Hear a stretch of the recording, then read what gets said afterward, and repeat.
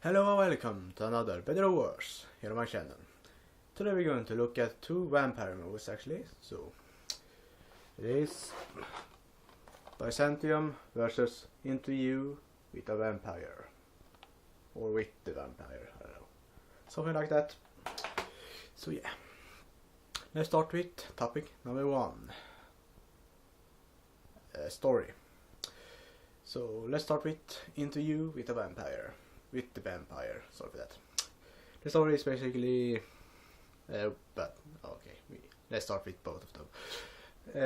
The similar thing is that you're being introduced to this character and how they become vampires and how they are telling the story to you. One of those movies are making it better and the other one is making it not as good. The one that is actually making it a better way is Interview with the Vampire, because it is actually an interview. He is telling the story to a human being, and it's really interesting. Byzantium isn't that good at introducing those characters during this story. It is sometimes just happenings for some reason, I don't know why, but it is actually good sometimes. In Interview with the Vampire, you're following two characters. One is the main character, one is a side character. We are going to compare them later, but the character you're following, the main character, is trying to not be a vampire. He's sucking or eating, whatever you want to tell, only human blood.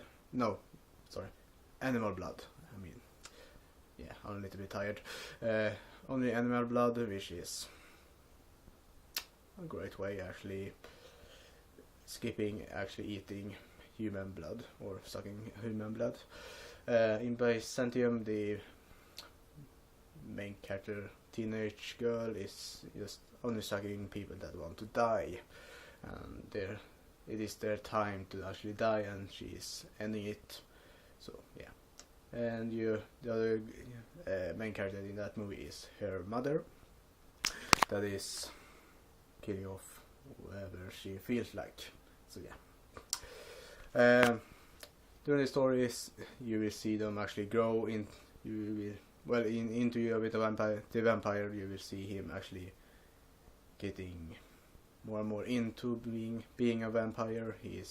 And you will see him going through this together with this other character that made him the vampire, and some other characters that is introduced during the way. In Byzantium, it is basically the same. The difference there is actually that they have a order, you can say, a club of vampires. There were only male vampires before, but now there are two women introduced to this, so bad. The one that actually had better story is the winner, Interview with the Vampire. Reasoning behind this is that, even though you see the story behind how they become vampires in Byzantium, this one actually give you some more flesh to it. You are introduced all the way to the story. So yeah. Topic number 2 are going to be the effects, the blood and everything. Interview with the Vampire is set in, I don't know this time, but I can't remember the time, but it is mainly set in the older time, and you see him trying to, let's skip that. Mainly in the old time, just sometimes in the modern time, but even you're seeing him getting questions from this character, the one that is actually interviewing him. So yeah, in Byzantium you're set in modern time. You've gone sometimes back in flashbacks to the older time, Victorian's time, I think, or something like that. Yeah. The blood, when it comes to effects and everything, the blood is equally good. The other one, Interview with the Vampire, is of course older than Byzantium, so you can take that in mind. But they are basically the same when it comes to those effects, and well, it is basically the same effects in both of them. So, but the winner is BoW. Actually, it is the first tie in this show's history, I think. Effects in both of them are great in both ways. They are showing the older times really great, the modern times really great, and they are showing everything that is coming to them really great. So it is a tie this time. So yeah. Topic number 3 are going to be side characters, and I can